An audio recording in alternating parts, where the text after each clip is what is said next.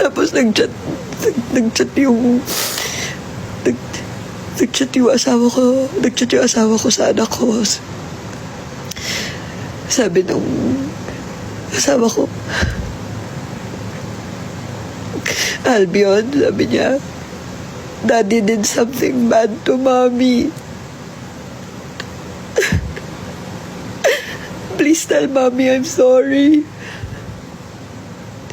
Tapos alam niyo, excited na excited yung anak ko pumunta dito sa kwarto ko. Sabi nung anak ko,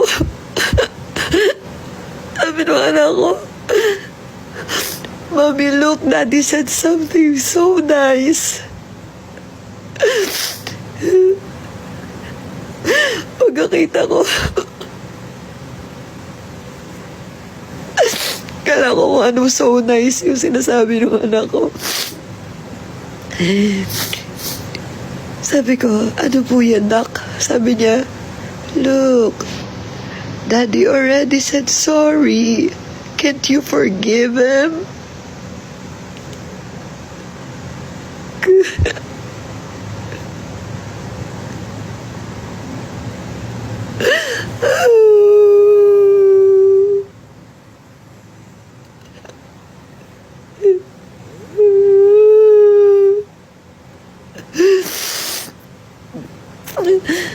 Isipin niyo, sobrang inosente nung anak ko na sabi niya sa akin,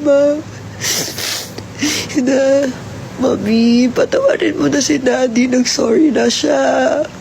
Love ka daw niya. Isipin mo nga yun. I really miss my dad.